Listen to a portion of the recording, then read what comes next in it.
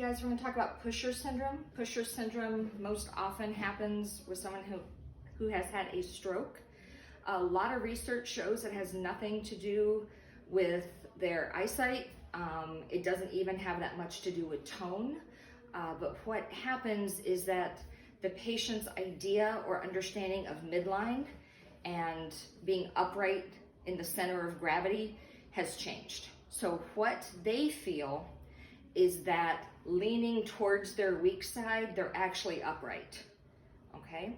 So if my patient has a hemiparesis on their right side, so they had a left CVA, so she's gonna be pushing this way, yep, with her strong side pushing towards her weak side, okay? And you'll often see abduction of the arm and the leg helping push. Now, can you imagine, you're good. No, it's just okay. Different. Okay. Okay. Can you imagine if you thought you were sitting upright and I went, no, come like this. You're gonna push like heck against me because to you it feels like I'm trying to push you over. Okay? So this is one time where I don't sit on the weak side, I sit on the strong side. And I'm gonna give her a limit because again, she feels like coming this way, she's gonna fall. Okay, so I'm giving her a safe limit. Okay, I also want to get rid of the pushing. Can we put this hand in your lap? And if you put it palm up, you don't get the tonic reflex of extension into the leg. Okay, now I can also, let's take this leg. I'm not gonna let you fall, okay? Let's take this leg. And can we cross it over your ankle? Nope, other one. There, okay. So now she doesn't have as much to push and she's not as strong and I don't have to work as hard. Okay, and Miss Smith, can you just lean towards me? Can you just come into me? Good, let's just stay there. Good, and I'm gonna help her be upright. Good, and let's just stay there. Good, okay. Can you come a little bit more this way? Excellent, okay. And of course she wouldn't have done it that easily because demonstration's always easy, okay? But giving her a hard limit on the good side so she feels safe. So she feels safe coming in this way, okay? Another really handy thing, and I just do not have walls in this house.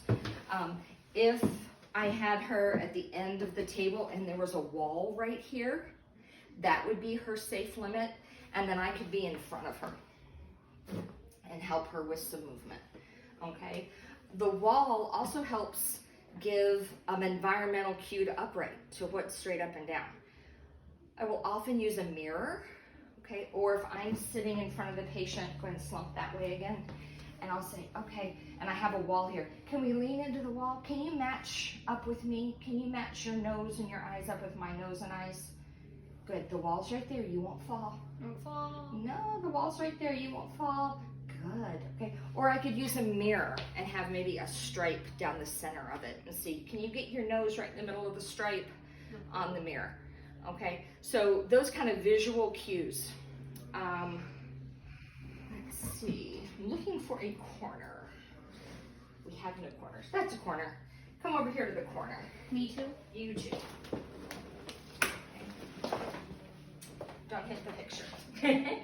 What am I doing? You're just gonna stand in the corner. Nobody puts baby in the corner. Okay, this is a really nice place to work with patients because they feel nice and safe. They can tell when they're leaning on one side, and I'll say, try to get yourself equal between the two sides. Okay, I can be right here and I can give all kinds of cues. We could work on reaching, we could work on stepping, we could work on a million things, but this is gonna help her feel safe. It's gonna give her, hi Bella, it's gonna give her limits, and it's also gonna orient her to upright. Okay, so working in the corner, really, really nice position to work in. Okay, thank you.